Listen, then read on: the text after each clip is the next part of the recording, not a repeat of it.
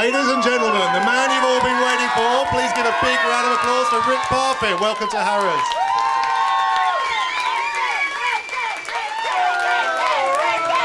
Hello there.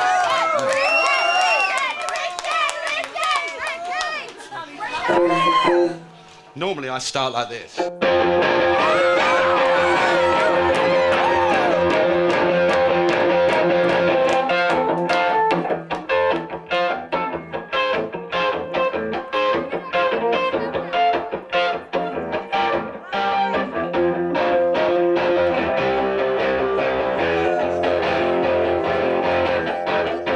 That's how it sounds without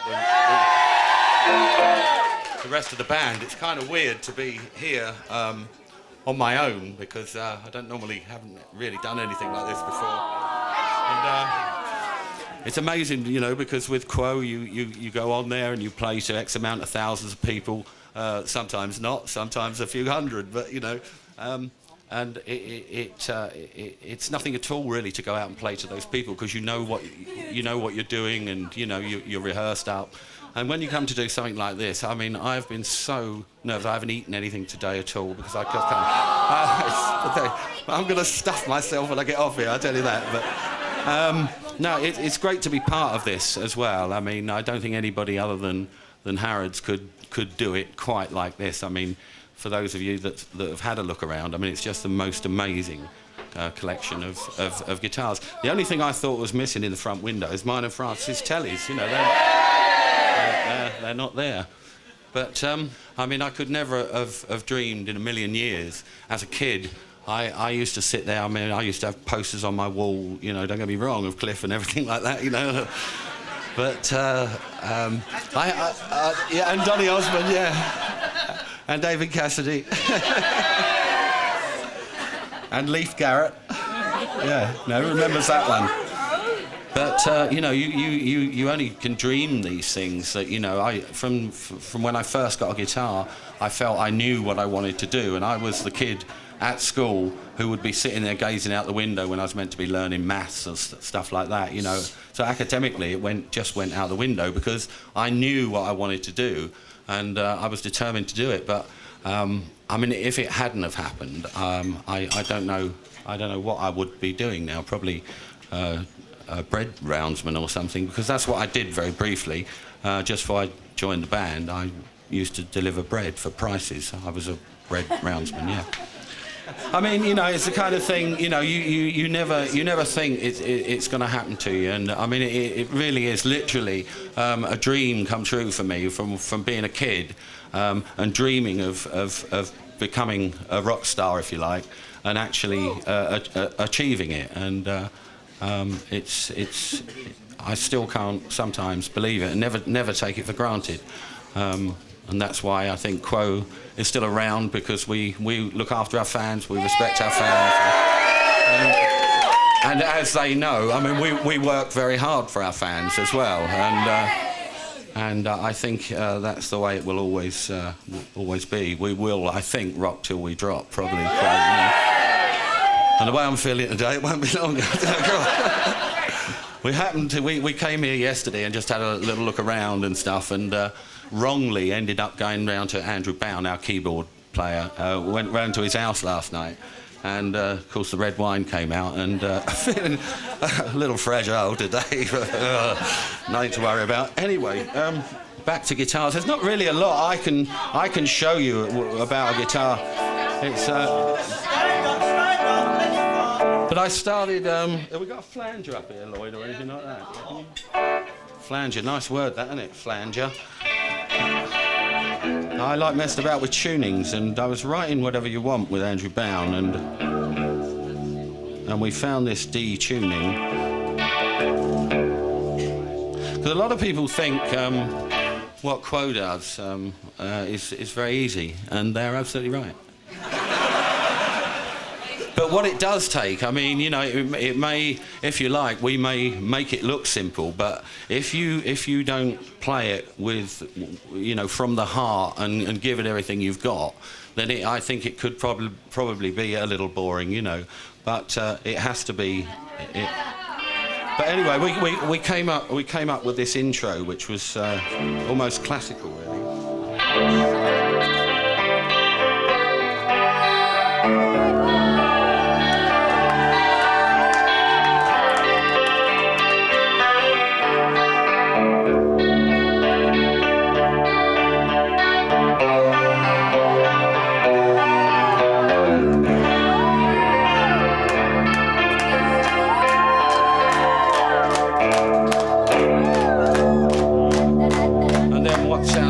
Status quo, we go. So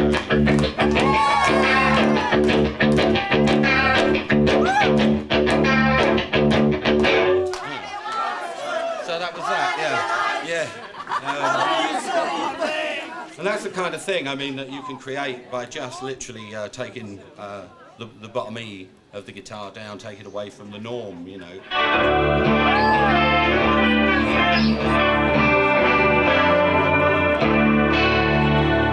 Very nice show. I hope it's not too loud for anybody. I'm a bit out of practice as it happens because I actually, when we finished the tour, we were on tour for most of last year, and when Christmas came, I was very pleased actually to put the guitar down, and I haven't picked a guitar up since. So this is the first time I played, so I'm a bit rusty. So, anyway. And what else can I do? Not a lot, really.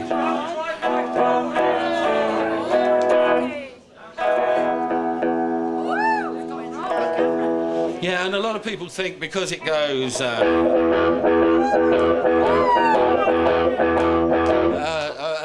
agreed, most people can probably do that, but you have what we call elevated feel, where you button it down and you get kind of a metronomic effect, and so you go from and you build it into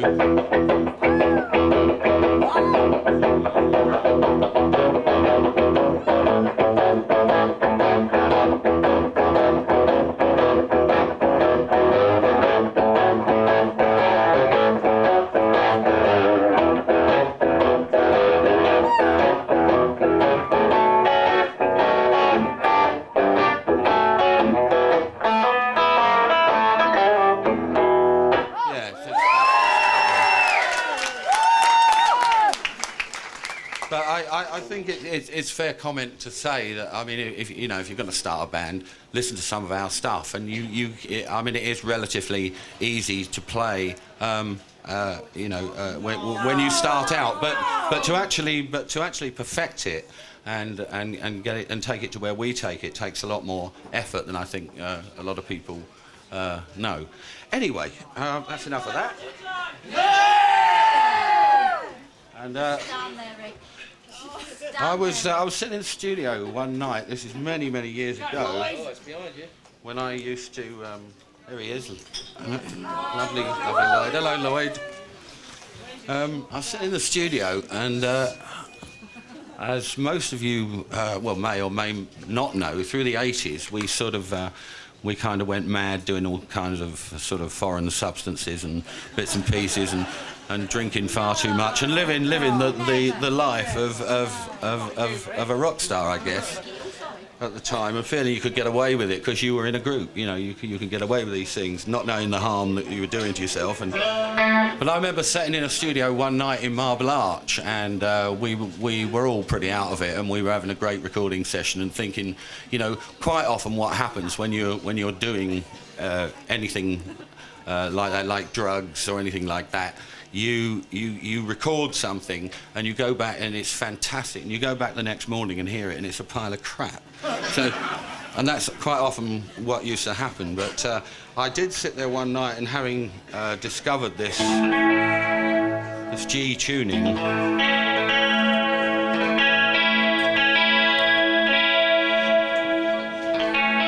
and spent hours just going.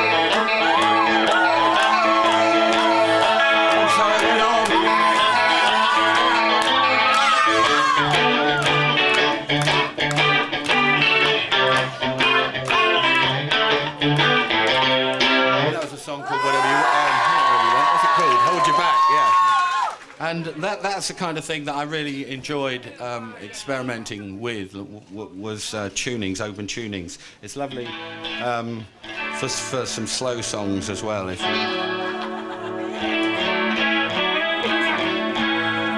like Dirty Water.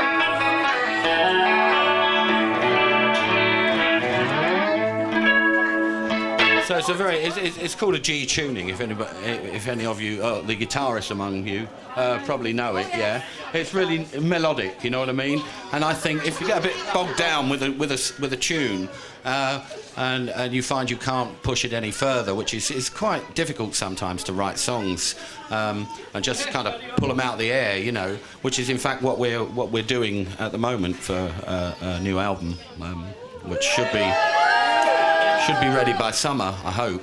And so we're writing songs at the moment, and it's lovely to experiment with these tunings. And indeed, I mean, when you're actually recording a track, to mix normal tuning and open tuning together, and it can give off some very nice kind of sounds.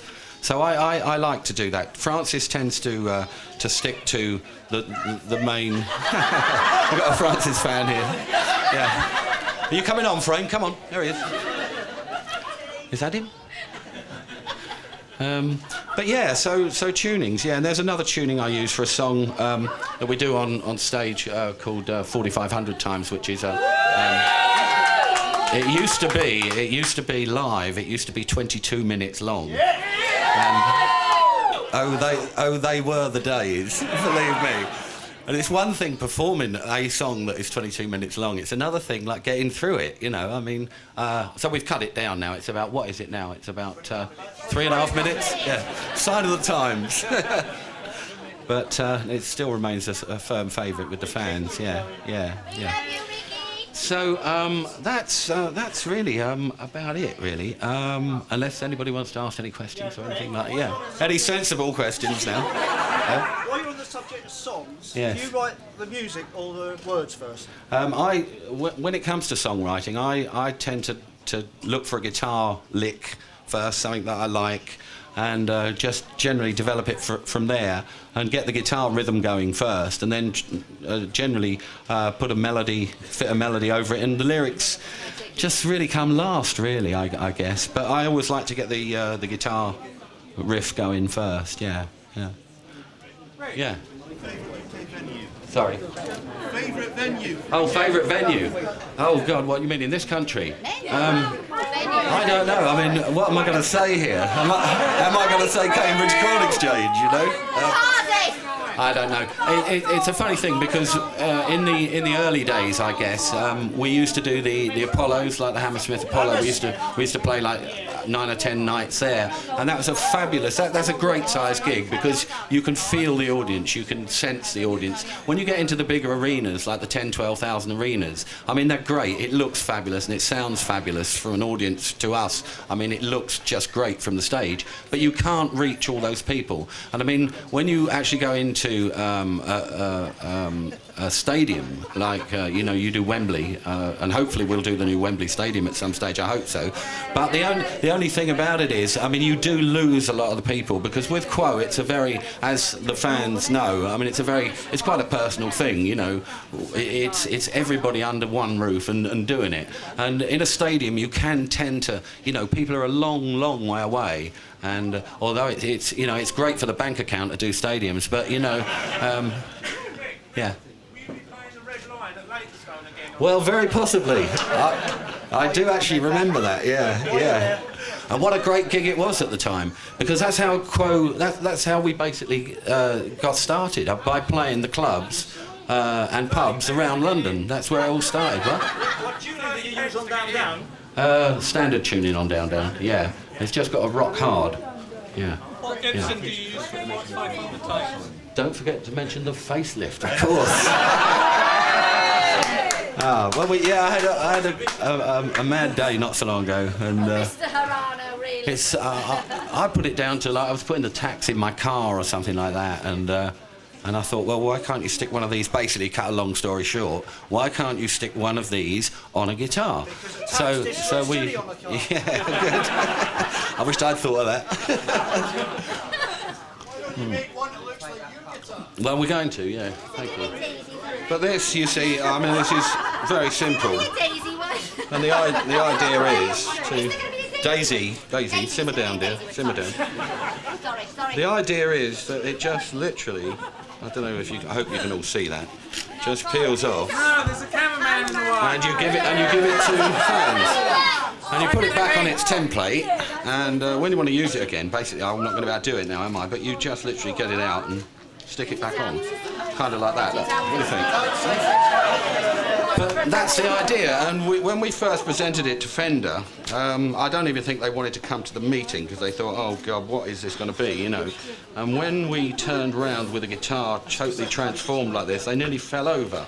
Because it is such a simple idea, but I think it's it's just a great idea for a bit of fun, you know, and we will be expanding it in the near future to the point where, you know, there'll be lots of other facelifts, but you can send in a picture of your dog, of your boyfriend, or whatever, you know. So God knows where it's going to go, you know. You could end up getting it in pawn shops soon, I guess, you know.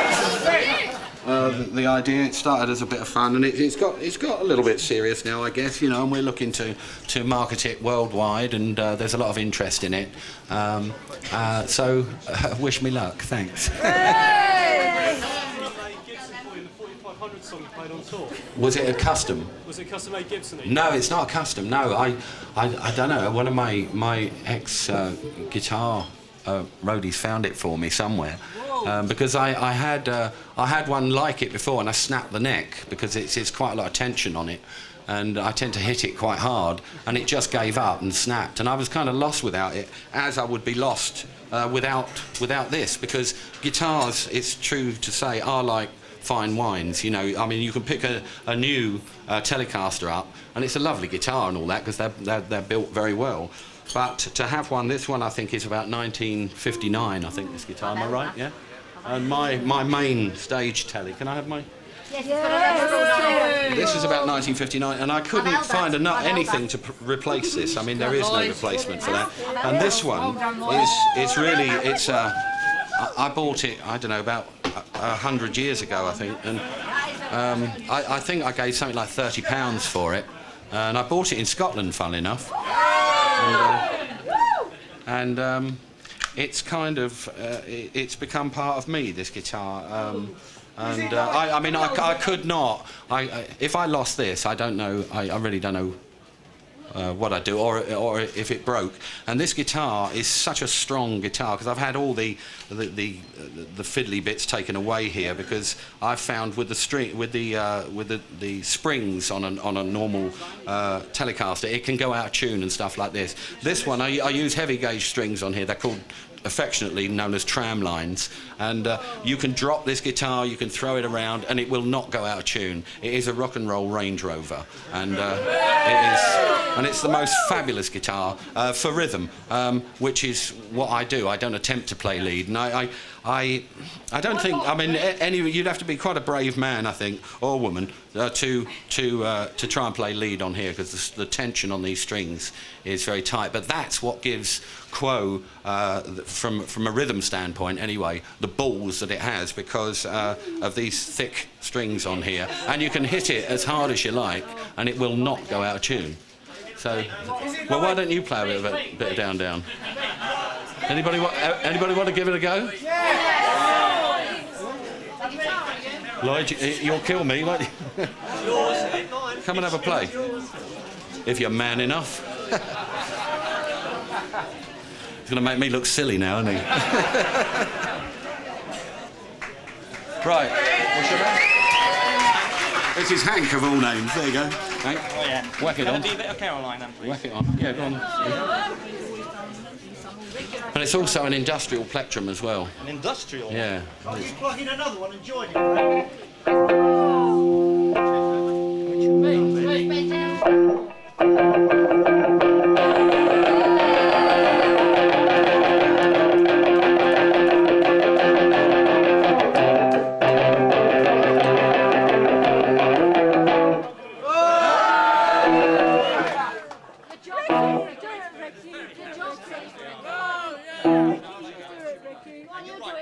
Ricky, do it.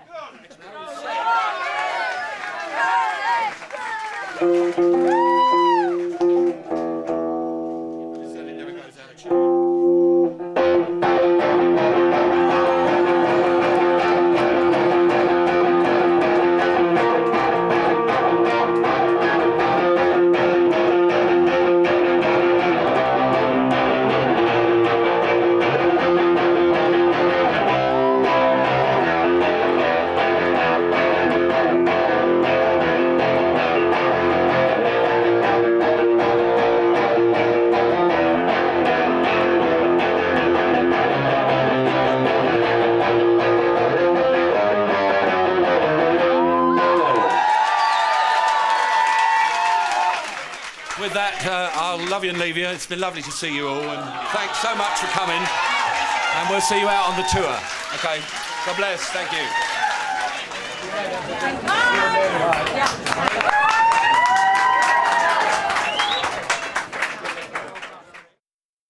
Come on, George. Get in here. He's just above the table there, isn't he? You're not going to see him.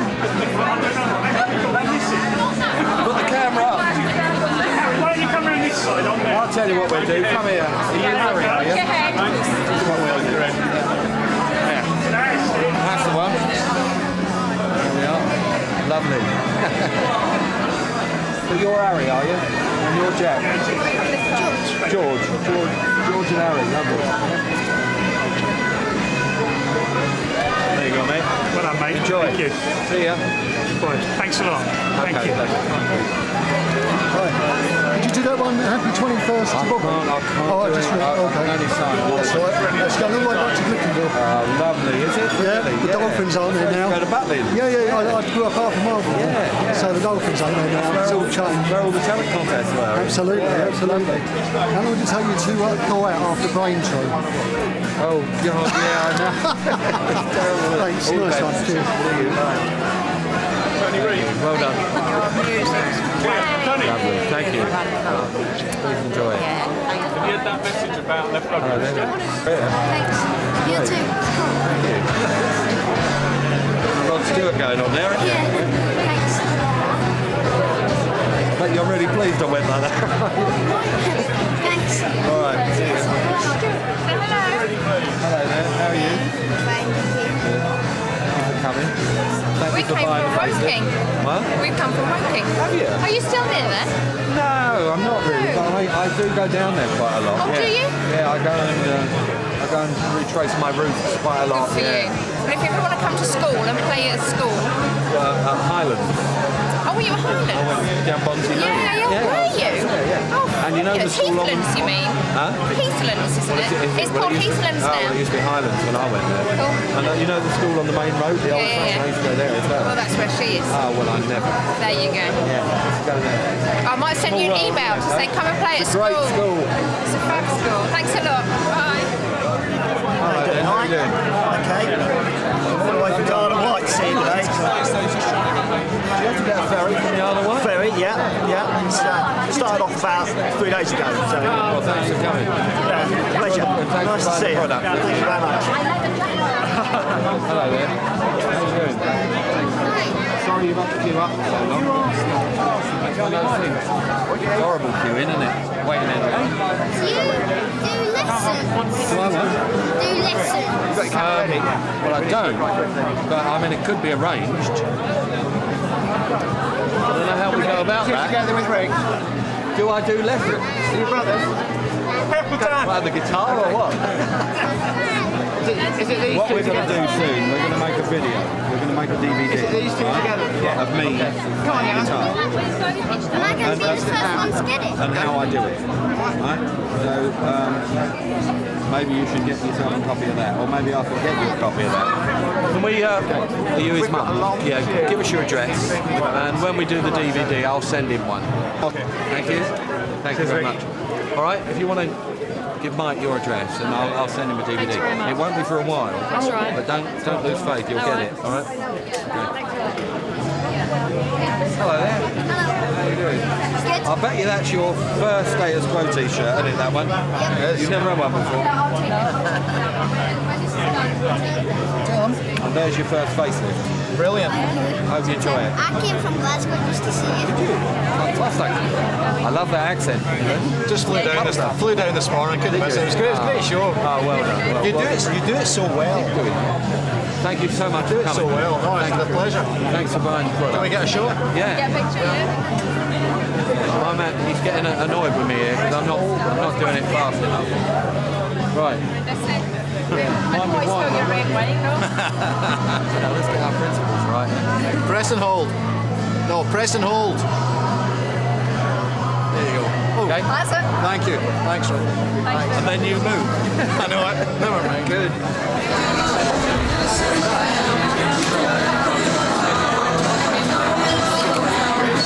Another one. Sales, marketing, this way.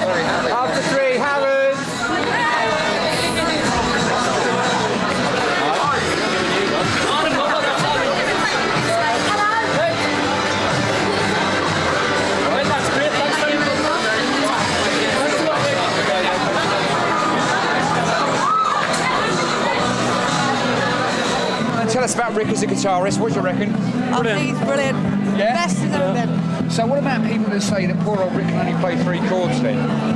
Well, it's been going on for 40 years, so there could be anything wrong with that. Okay, thank you.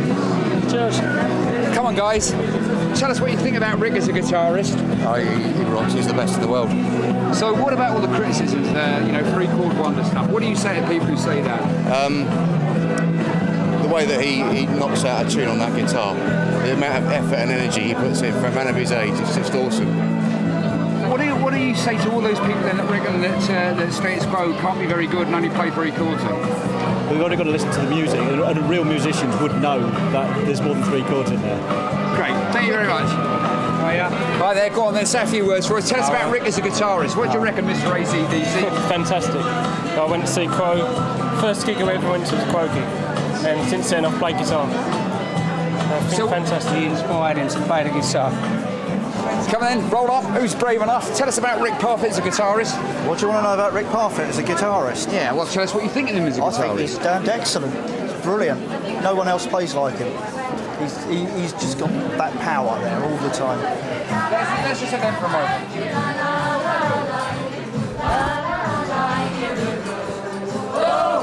Rocking all over the world. Whoa, Ricky.